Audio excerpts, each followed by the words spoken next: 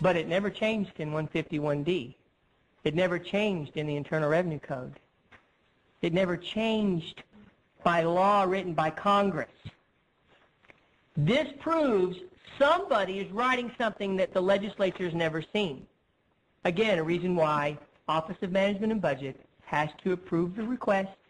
And remember, even if they got a 3-year approval number on the 1040 form, if they're going to change the second and third year, the exempt amount, they've got to, under 3507H3, they've got to submit a new application and tell them why they've changed that number, how they arrived at it to get approval for it.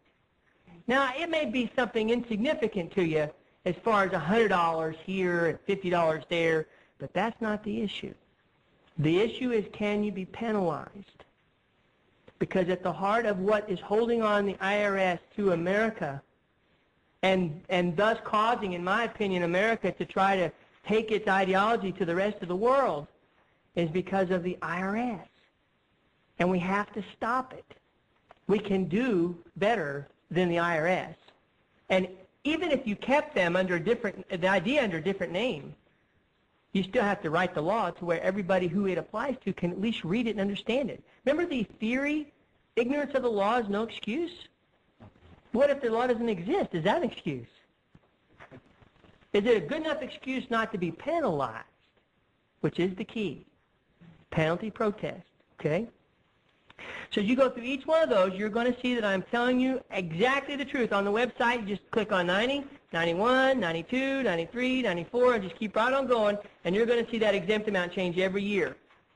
Now, this very document that we're on right now, at the very back of your submission, which is the Paperwork Reduction Act submission, you're going to go in there to like the third page, and at the top of it, it says Department of Treasury on it.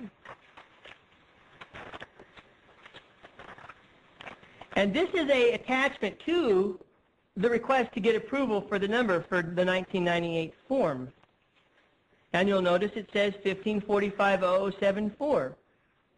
And you notice it says IRS Form 1040 and Schedules A, B, C. It doesn't say 1040A. It doesn't say 1040EZ. It doesn't say 1040ES. It doesn't say 2555 attached to your 1040 or 1040A. It just has one form and the schedules that go with that one form. But yet they want you to think now that that form number is approved for all forms. Okay? If it didn't go from bad to worse, just stick with me a second. You'll see it. Now, again, the description on this page here says these forms are used by individuals to report their income tax liability. The data is used to verify that the items reported on the forms are correct. Just so you don't think I misread that because that word received stamped over it, now you can see what they've said. The next document in this series says, and this is on the application for 1998 on the SF-83, supporting statement on Form 1040. Okay? And it goes through and it tells you circumstances necessitating collection of information. Is there any doubt in your mind right now whether or not the IRS believes that they have to have OMB approval to collect this information? This is attached to their application. All right? And they're calling it a collection of information. An information request form, collection of information, is there any difference? And then they go IRC section 6011 and 6012 of the Internal Revenue Code require individuals to prepare and file income tax returns annually. Require. But what it doesn't say here is as long as we've complied with the Paperwork Reduction Act. If not, if we haven't complied with the Paperwork Reduction Act, see page 78 of the instruction booklet that says no one has to do that. How do you remedy that paragraph right there with page 78 of the instruction booklet that says you don't have to give them the information if they don't display a valid OMB number? But right here, they're trying to get approval for a valid OMB number. And I use the word valid because that's the word that they have to have.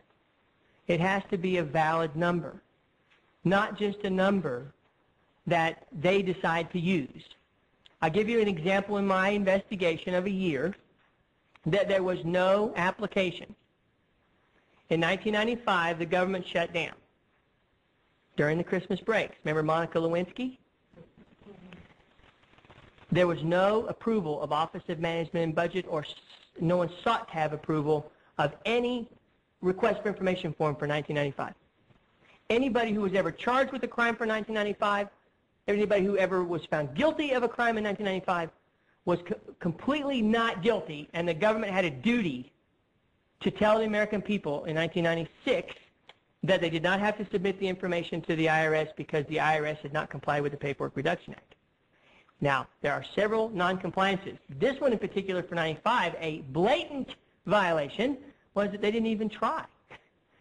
They just carried over the number, made changes to the 1040 form, and didn't even have anybody look at it.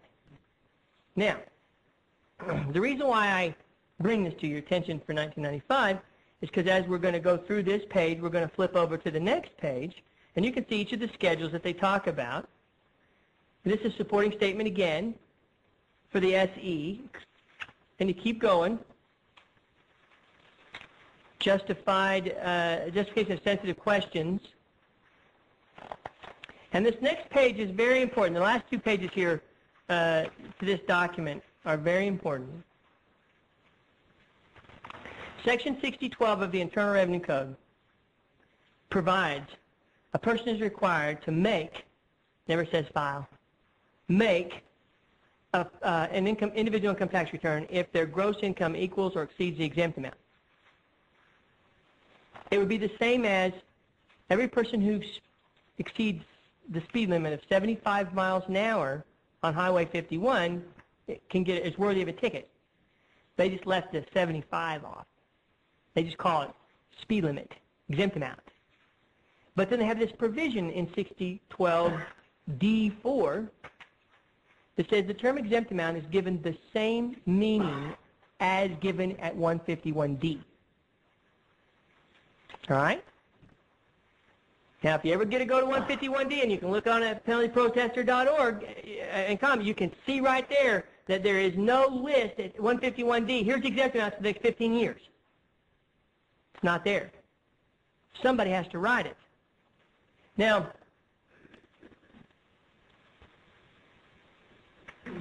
this first page that we're on, the supporting statement for 1040, and it says Schedule J, top left corner, just so you're on the same page with me. We're going to go to paragraph 12 right there, and this is on the Paperwork Reduction Act for 1998, for those of you watching. There's a list of CFR sections, and it says, we are asking for continued approval of these regulations that are associated with Form 1040. Now, you notice they've got 1.151-1. Now, Section 6012 does not say see Regulation 1.151-1. It says see Section 151D. It says see the law Congress wrote. We all know Congress didn't write this. But when you go to 1.151-1, what you're going to find is that they're asking here in this question, we're asking for continued approval of these regulations. This is not telling them where they got the exempt amount for 151D. This is asking to continue